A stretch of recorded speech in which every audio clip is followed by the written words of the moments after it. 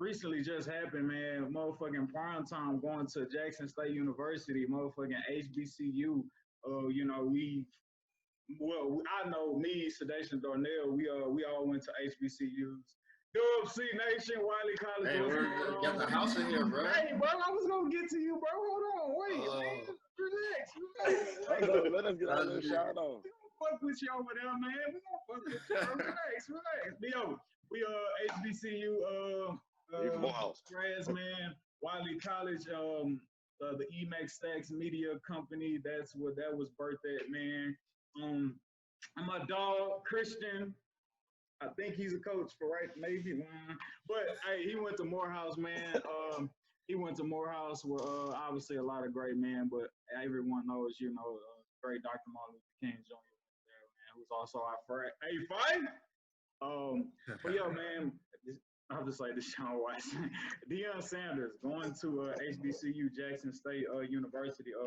Man, like, I'll kick it off just in terms of just like what that means or what it could mean, and so me seeing it recently, it's like I've always remembered when like players or coaches decide to transfer, go to another school, go to another team, you always talk about winning the press conference, right? So perfect example for that was like the big three, the Miami Heat, Wade, Bosh, LeBron, like the big old party they had, like you would consider that like winning the press conference, right?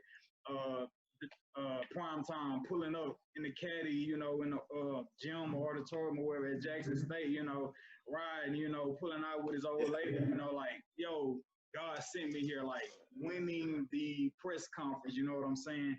Exactly. So if we just talk, I mean, we can't really talk about, we can't talk about football and what that means. I think this is big in terms of, you already got Maker going to Howard, highly top 15 ESPN 100 ranked, I think it's ranked 15 going to Howard to play basketball. Then you have a kid like Mikey Williams, who's a top ranked freshman. I forget what year, 2022 maybe. Forgive me if I'm wrong, but Mikey Williams saying that he's interested in going to HBCUs. And then now you have Deion Sanders, primetime Hall of Fame football player, who didn't go to HBCU. Prime went to Florida State, and he could have, I'm pretty sure a long time ago, even now, went to Florida State to be a head coach. But instead, he decided to take his name, take his cachet, take all his football knowledge, and direct that towards an HBCU. And the beauty in that is, I think primetime going to Jackson State University will not just be a benefit to Jackson State University. We know primetime been on NFL. Now he's with Barstool Sports. He's with other entities, right? And I don't just see him going to Jackson State University being just a football coach only. And obviously, a lot of times, when you go to an HBCU, you're more than just a coach. You're more than just a teacher or a professor, as we know, going to HBCUs. So what I'm expecting long term and prime time being there is, I think it's not just gonna, like I said, it's not gonna open up the field for Jackson State, but I think it's going to, in whatever way, it's going to be a trickle down effect to other schools. Right now we in like this high climate of Black Lives Matter and all these companies wanting to do right by the Black people and show we're standing by Black people in whatever way. And I'm pretty sure a lot of those companies, the Fortune 500 companies or whatever, are going to try to funnel their Black initiative through Deion Sanders being at Jackson State. And I'm just assuming I can see Deion Sanders being the type of dude that's going to be like, yo, don't just try to come over here and show me love. I got a community of other Black colleges surrounding me that, that I grew up watching, and, having other guys like Doug Williams, who I heard he was like talking to and like getting ready to go to Jackson State. So it's going to be a trickle down effect of prime time going to Jackson State University. And can you fucking imagine prime time, like, sitting in your living room, like Isaac, prime time came in your living room, like when you was playing football back in the day. Like, I know you got the Nick Sabans, I know you got all the other coaches, but like prime time, bro, I think prime time can fuck around and sell water to a fish, bro. So like, I'm going D1. You know what I'm saying? I'ma go D1, man. Isaac, so it's just that, and like not even again, not what he's doing to what he's probably going to do for other colleges, but like bringing in other big time players. You know what I'm saying? Other 5-star recruits that maybe would have easily, without the blink of an eye, went to a Clemson, went to a Oregon, went to wherever else, Alabama. It's like, nah. Shout out to Auburn. Could have went to, man. Shout out to Auburn. Being like, nah, for whatever reason, like, yeah, Nick Saban came to see me, but I just, and you know, these being black athletes, right? Talking about those black athletes like coming in and building up these Power 5 schools, these predominantly white schools, saying, nah, I got a better connection with Prime. Like, I'm gonna go over here with him and start something with the HBCU. And I mean, Jackson State within itself, one time, you know, had 11 players go into the NFL draft like all in one night, you know, so like it's a lot of history, you know, one NFL MVP and Sweetness himself, you know what I'm saying? Yeah, man, it's a big deal for HBCUs all over, because not just because of the wisdom that he got going on, but I feel like he's going to use his cachet and him being prime time to help other surrounding HBCUs. Yeah, I think I'm not gonna lie. I did not watch the press conference because that part I really don't care about. One, I think that Deion is a great coach. I think he has a lot of wealth. I've seen him at like high school Nike camps and Adidas camps and stuff like that, working with DBs. He is so big on technique and getting guys to play the right way. Yeah, he's gonna let guys have the swagger that they want to have. That's fine, but he commands a respect that I think, you know, a part of just who he is, he's gonna get. But he also demands it for anyone that thinks like, oh, I'm Prime 2.0. He's like, okay, yeah, whatever. All right, the guy's gonna be in line. So I'm really excited about this hire. But what we're going to need to see from him is a solid program that, hey, 4 years from now, when they have a game versus an FCS school or FBS school versus FBS school, are they competitive? You know, are they getting blown out? You know, are they competitive? Are they challenging for the SWAC on a yearly basis?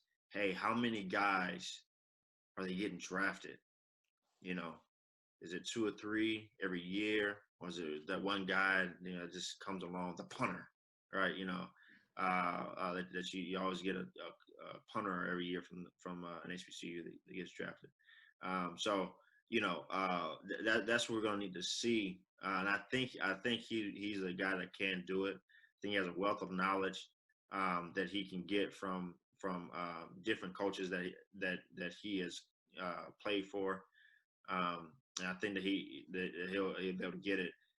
Getting the 5-star recruits, I'm not sure how many of those he'll get. I mean, just because, you know, if you visit Alabama and you visit Clemson and you visit Jackson State, you know, for the average 18-year-old, I'm going to Bama, bro. I love my people, but I'm going to Bama, right? For sure, I'm trying to go to the league. Yeah, but there's gonna be a 3-star or 4-star that slips through the cracks. That's like, hey, you know what? I could be a fringe guy at Alabama. I could be a fringe guy at Clemson. I could be a fringe guy in the SEC, or I could come down here and dominate and start something. Let me go do that. And for those guys that he gets, those 2 or 3 when he first gets there that he gets, those guys need to dominate and get to the league. And once that happens, you'll start to see a funnel of a bunch of, not necessarily the top guys, but guys who are coming out who are kind of mid-tier to pretty good, that'll go there and they'll come out excellent. They'll be the Jerry Rices. They'll be the Walter Paytons. They'll be the Mel Blunts. They'll be the Doug Williamses, the Aeneas Williamses, all right, who went in, as Prince guys and came out excellent as Hall of Famers. I'm excited to talk about this. I have Eddie Robinson on my my picture there. Grambling. One of 3 coaches to have 400 wins in the NCAA. He is the pinnacle of everything that a black coach wants to be, a coach period wants to be, but definitely a black coach and a black coach at HBCU. So it was more than just a game. It was more than just a field. It was about raising young men to go out and be productive members of society. And I think Deion's going to do that. So I'm excited about it.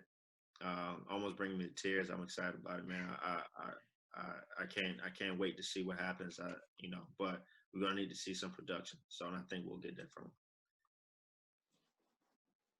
Yeah, the production, and I could be just the victim of like winning the press conference. That could be what it is. But just man, like the exposure, the attention. Not to cut you off, I'm sorry. Go. But I feel like it's not just the press conference. I think it goes far beyond that. I feel like every generational talent that is, I'm sorry to say, black. You know what I'm saying? To have prime time come and say, hey, come Don't be sorry. Don't be sorry. I'm about to say, don't be sorry to say that. We're great. We're great. Right, Sure. like they go like prime time to come down and be like, hey, come to Jackson State and have all these prime A athletes leaving HBCUs from then on. Here's another thing.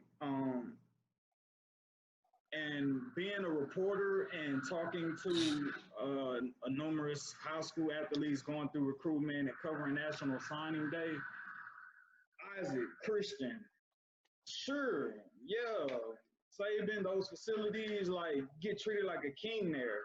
But I feel like at those levels, it's more next man up as opposed to come in close, let me nurture you and treat you more than just a player on my team.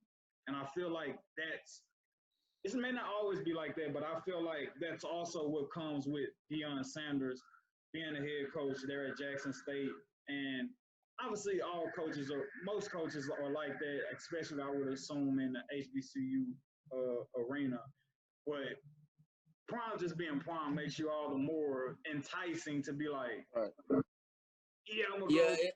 So don't be shocked if top players do turn down those Bamas and so forth to go rock out with Prime and Jackson State. I think what you're alluding to, Mac, is just the overall essence of not only am I going to really be a coach, I'm also a black man, so I know the struggles that you faced growing up, right. And me also being that black man and, trying to bear that cross, so to speak, of, hey, man, maybe you grew up in an impoverished environment where the opportunities weren't allotted to you as, the next man may be who isn't black, i.e., a white kid who maybe had it a bit easier growing up. So I think it's more so you looking at yourself when you see coach, right? Instead of looking at somebody who, man, he doesn't relate to me. He don't really know about, right. What I went through. He don't know about shit that's really going on. I think he's going to prep the minds, but I think he's going to be a better prepper of the mind for a black male going into millions of dollars. That's just how I feel. I mean, he's been in that seat. So he's going to be, like Christian said, I can't wait to see because it's going to be a ripple effect. And I for one can't wait to see him in action and then the ripple effect that takes place afterwards. Right on, man. I'm also I know we're going to go long on this, but I'm also excited about I want to see his coaching staff. So he has T.O. coaching the wide receivers. Wait a minute, Christian. Has that been confirmed? Because a guy tweeted today, a reporter, He tweeted today that it was going to be Oh, that's T.O., gonna be hard. Warren Sapp, and a couple other NFL I'm players. finna be a Jackson State fan. And Deion Sanders retweeted that and said, "This is a lie. This is not true." Oh, really? Oh, yes, okay. so Okay. we got to keep our facts straight on here. So okay. don't I get saw caught that up and I was like, oh snap. It may be true. It could be true, but Deion Sanders has not confirmed it. So far, he's Got you. denied. Hey, so I'm kind of glad. Okay. I'm kind of glad you said that because I don't know any of these guys personally, but from the things that I've seen of Deion and him working with kids, like I've seen Deion can coach. Okay, he can coach. It'd be hard for me to see T.O. coaching. I've seen clips of T.O. On the field with other people. It's hard pressed for me to see him coaching guys. The details of different things. Why so? Is it because of the narrative that has been created around the media? No, just the. I forget the narrative. I mean, people make stuff You mean up all an the time. effective coach, right? It's hard for you to see him being an effective coach. Yeah, I'm basing it. I'm basing off of. Only thing I'm basing off of is clips that I've seen of him in workouts with other guys, right? So in workouts with other young players, him talking to young players, him talking to young receivers who are about to go into the league, and the conversations that he's having with them. He talks like it's T.O. He talks like T.O. You're not surprised when you see it. When I first saw clips of Deion coaching, I was like, wow. And that's fair, Christian. Like, you're stating why you feel that way. You're just going off what the sample size. Yeah, and I don't know. I'm just saying, but based off. You don't see how the T.O. personality translates to coaching or effective coaching. Yeah, just like the clips that I saw of him in situations that a coach would be in. He was T.O. He was the facade of what everyone thinks of when they think of T.O., right? Yeah. When I saw clips of Deion coaching, right? It wasn't prime time. Mm-hmm. It was Coach Sanders. Yeah. There was a difference. There was a no nonsense. We're here to get down to business. We are buckling down. There's a reason why your eyes are supposed to be right here. There's a reason why your foot placement needs to be right here. There's a reason why your stance needs to be right here. Yes, I know you want to look cool, but you look cool after you make the play. Before you do any of that, there are things that need to happen. And he's meticulous like that, right? I'm just talking about just clips that I saw online, a bunch of different ones of I just saw T.O., right? And, it's like, okay, hey, T.O. So I'm not saying that he couldn't coach. I'm just saying from what I saw of him, it was like, I'm not sure that'll get the job done. You know what I'm saying? It might bring somebody to the school. I'm just not sure that would get the job done. So one last thing to try to wrap it up if y'all have nothing else to add. So I remember hearing you say, Isaac, it's just like, hey bro, I'm trying to get to the league. I may have to go ahead and go to Alabama. But shit, who better to get you to the league than the Hall of Famer? True, right? But when a recruit, and I would notice just having like a lot of friends that have went and played collegiate basketball who have now going to play overseas and do different ventures and things like that. Like, you want somebody who's already been established, especially a program, right? So if I know Alabama is they pushing them running out. back DBU, they pumping them out every year, and it's for sure. Like, if I go play receiver at Alabama and I'm really like that, man, it's a high probability that I'm going probably the first 3 rounds of the NFL draft. Like, and he can almost guarantee me that if I could stay healthy. I would probably go towards that if I'm a kid coming from, hey, man, I ain't really have a lot growing up, man. I'm trying to get my mama out this position. And when you were a kid, Isaac, I'm going towards my quickest short thing route that's going to get me to the league. As opposed to, man, I'm going to HBCU route. We ain't gonna get a lot of televised games. Yeah, he's gonna have to get transfers. I mean, like you say, Christian, like producing, and to Isaac, like building that establishment, producing on the field is what's going to build that. But kids aren't thinking long term. They're not thinking to build the program up 10 years from now. I got 10 months. I got a couple years. I gotta get it, or I feel that. But we're definitely rooting for just once he builds the program up, then he'll have a shot. Yeah. He's not gonna come in first. Now listen. I give him a grace period for the first year. I give him 4 years. I give him a few years. Yeah. If he does pull a ESPN top 150 guy, ESPN top 300 guy in his first year, man. I think it can happen. I don't think it's a long shot. I think it can happen. Heavy no worse than Harbaugh. Say it again. I see Isaac getting riled up. But still, Harbaugh's at Michigan, at a Big Ten school, where there's a bunch of exposure. Where hey, how you getting them in? Jackson State. How many fans got at the game? 5,000. They got a 30,000 seat stadium, but how many fans has to go to the game? Jackson State, I believe they do hold like an attendance record like 14 times for like the largest crowd, and obviously they may not be a recent, but over the course of history and time and playing games. But like, bro, like I know what the perception is of the HBCU program. Yeah. Like I grew up in it, I seen it, but don't underestimate, bro. Just like the history and being in that environment, if you can like. No. I'm not saying that there's not quality down it, or there's not quality within HBCU football. I'm not saying that. I'm not saying that that Prime can't make that a top program where kids want to go to. Yeah.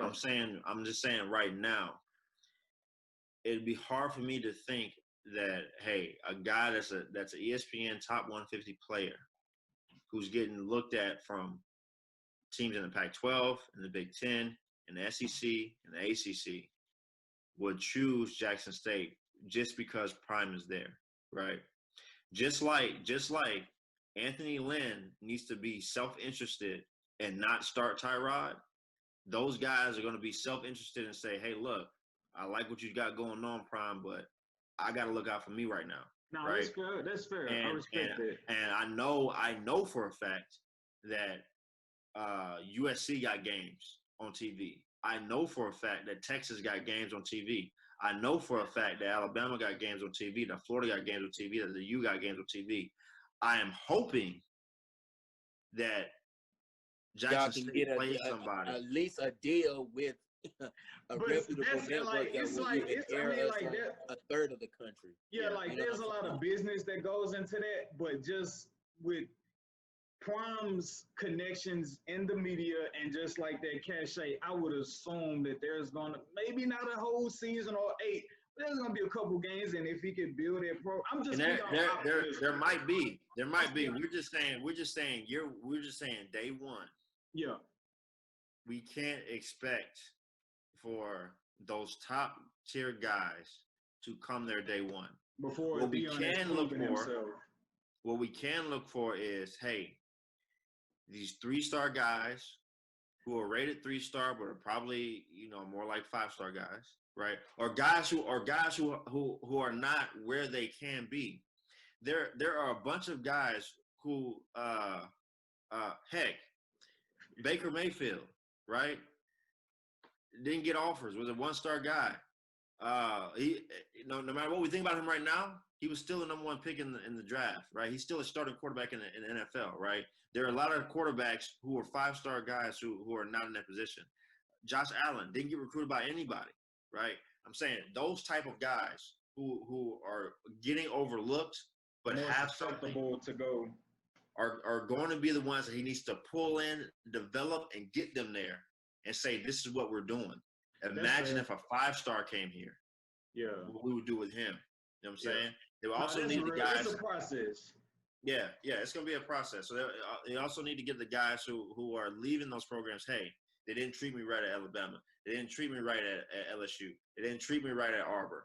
Right? They didn't treat me right at Mississippi State. Okay, let me go down there where somebody gonna love me. They can love me through these different issues. Yeah, right? That's a very great insight on that, Christian. You know what I'm saying? But once the talent gets there, they gotta develop them. They gotta put a product on the field.